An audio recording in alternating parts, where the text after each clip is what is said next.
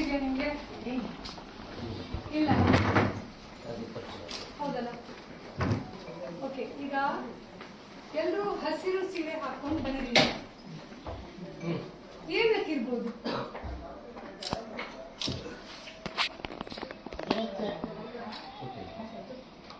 ಗೊತ್ತಿಲ್ವಾ?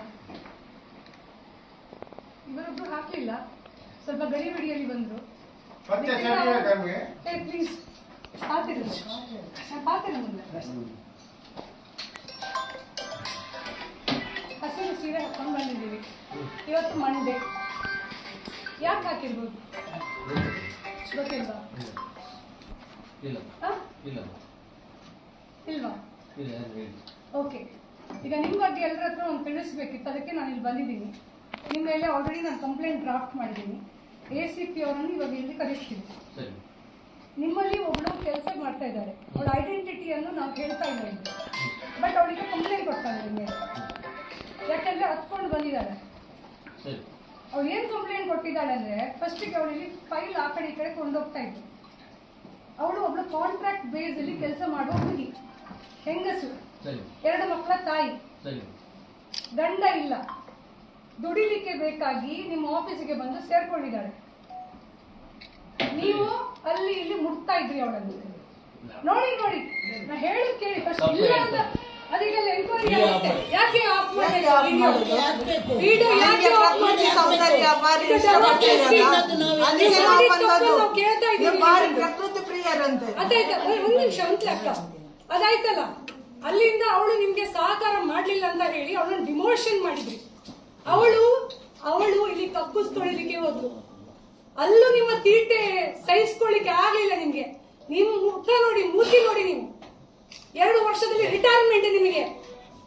2 ಸುಳ್ಳ ಆಪಾದನೆ ಮಾಡ್ತಾ ಇಲ್ಲ. ಯಾರು ಒಬ್ಳು ಹೆಂಗಸು ನೋಡಿ, ಒಂದು 15,000ಕ್ಕೆ ಅವಳ ಮಾನ ಕಳ್ಕೊಳ್ಳಿಕ್ಕೆ ರೆಡಿ ಇರುವುದಿಲ್ಲ. ಮತ್ತೆ ಇಂತ 15,000ದ ಕೆಲಸ ಇದೆಯಲ್ಲ, 100 ತೆಗ್ಸಿ ಕೊಡ್ಬೋದು ಅವಳಿಗೆ. ಬಟ್ ನೀವು ವರ್ಕ್ ಪ್ಲೇಸ್ ನೋಡಿ, ನೀವು ಹೇಳಿದಿರಿ, ನೀನು ಸೋಮವಾರ ದಿನ ನಿಮ್ಗೆ ಗೊತ್ತುಂಟು ಅವಳು ಯಾರು ಅಂತ ಹೇಳಿ, ನಾವು ಪೊಲೀಸರಿಗೆ ಅವಳನ್ನು ಕರ್ಕೊಂಡು ಹೋಗಿ ಕಂಪ್ಲೇಂಟ್ ಮಾಡ್ತೀವಿ. ಮತ್ತೆ ನಿಮ್ ಮೇಲೆ ಏನ್ ಎಂಕ್ವೈರಿ ಆಗ್ಬೇಕು ಅದು ಆಗುತ್ತೆ. ಗೊತ್ತಾಯ್ತಲ್ಲ? ತಪ್ಪಿದೆ, ತಪ್ಪಿದೆ. ಮಕ್ಕಳಿಲ್ವಾ? ಹೆಣ್ಣು ಮಗಳಿದ್ದಾಳೆ.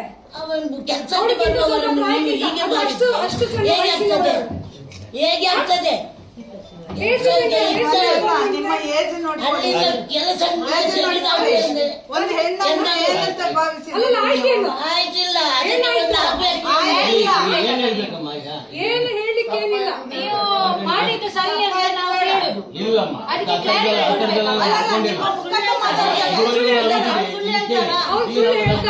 ಅಲ್ಲ, ನಮ್ಮ ಆಫೀಸ್ ನಲ್ಲಿ ಉಂಟು, ಜನಗಳುಂಟು,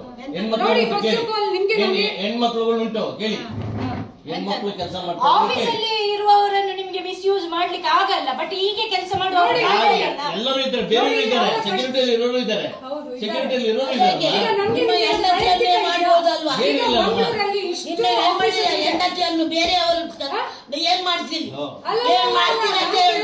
ಮಂಗಳೂರಲ್ಲಿ ಇಷ್ಟು ಆಫೀಸ್ ಇದೆ, ಯಾವ ಆಫೀಸಿಗೂ ನಾವು ಈ ರೀತಿ ಹೋಗಿ ಮಾಡ್ಬೋದಲ್ವಾ? ಅದರದ್ದೇನು ಇಲ್ಲ.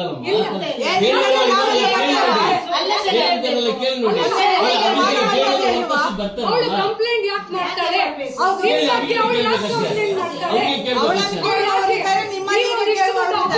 ಅವಳು ಗ್ರೂಪ್ ಡಿ ವರ್ಕರ್, ಅವಳು ಯಾಕೆ ನಿಮ್ಮ ಮೇಲೆ ಕಂಪ್ಲೇಂಟ್ ಮಾಡ್ತಾಳೆ? ಅವಳು ಯಾಕೆ ನಿಮಗೆ ಕಂಪ್ಲೇಂಟ್ ಮಾಡ್ತಾಳೆ? ಯಾಕೆ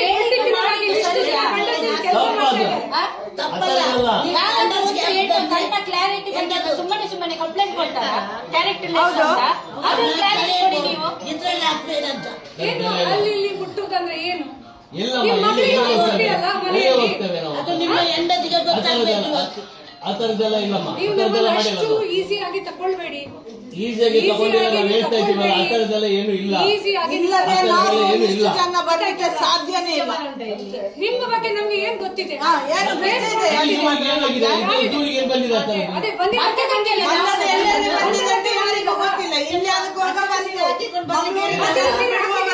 ಕೇಳಿದಾರಲ್ಲ, ನಿಮ್ಗೆ ಯಾವ ಕಲರ್ ನಿಮ್ಮನ್ನೆಲ್ಲ ಸುಧಾರಿಸ್ತೀವಿ ನಾವು. ಹೇಳಿ, ಯಾರು ಬೇಕು? ಆ ತರದೆಲ್ಲ ಇಲ್ಲ. ಮಾತಾಡ್ಬೇಡಿ ಆಯ್ತಲ್ಲ.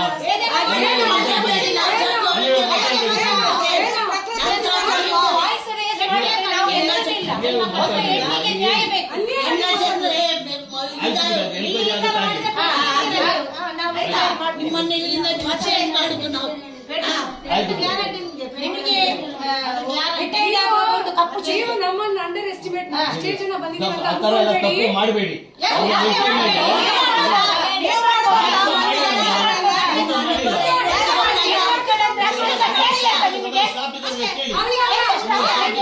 ಇಷ್ಟು ಜನ ಸ್ಟಾಫ್ ಇದ್ದಾರೆ, ಇಷ್ಟು ಜನ ಸ್ಟಾಫ್ ಇದ್ದಾರೆ. ನೀವು ಒಂದು ವಿಚಾರ, ಏನು ನಿಮ್ಮ ಹಣೆಬರ ಇವತ್ತು ಗೊತ್ತಾಗ್ತದೆ. ಬೈಸಾರು. ನಿಮ್ಮ ಹೆಂಡತಿಗೆ ಮಕ್ಕಳಿಗೆಲ್ಲ ಹೌದು, ಆ ಹುಡುಗಿ ಮೆಂಟಲ್ ಡಿಸೇಬಲ್ಡ್ ಅಲ್ಲಲ್ಲ, ಅವ್ಳು ಸುಳ್ಳು ಹೇಳಲಿಕ್ಕೆ. ಏನು ಅವಳ ನಿಮಗೆ ಗೊತ್ತಿಲ್ಲ. ಗಂಡ ಇಲ್ಲ ಅಂತಾನ ನೀವ್ ಈ ರೀತಿ ಎಲ್ಲ ಮಾಡುದು ಅಮ್ಮ, ದೌರ್ಜನ್ಯ? ನಾನೀಗ ಈ ಹಿಂದೆಲ್ಲೂ ಕೆಲಸ ಮಾಡಿ ಹೋಗಿದ್ದೀನಿ. ಹೌದಾ? ಹೌದಲ್ಲ?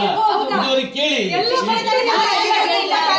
ನಡೀತಾ ಇದೆ ನಿಮ್ಮದು ಟಾರ್ಚರ್. ಹೇಳಿ, ಪಾಪ ಹೇಳಿ. ಅವಳು ಅನುಭವಿಸಿ ಕಂಪ್ಲೇಂಟ್ ಮಾಡಿದಾಳೆ ಈಗ. ಒಬ್ಬ ಬಗ್ಗೆ ಪರ್ಟಿಕ್ಯುಲರ್ ಆಗಿ ಯಾಕೆ ಯಾರ ಬಗ್ಗೆ ಮಾಡ್ಬೋದಲ್ವಾ? ಮಾಡ್ಬೋದಲ್ಲ. ಯಾಕೆ ದಕ್ಷಿಣ ಕನ್ನಡ ಜಿಲ್ಲೆಯಲ್ಲಿ ಬೇರೆ ಯಾರು ಗಂಡಸರಿಲ್ವಾ?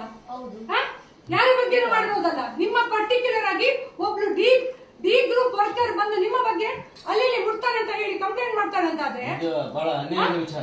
ಅನ್ಯಾಯ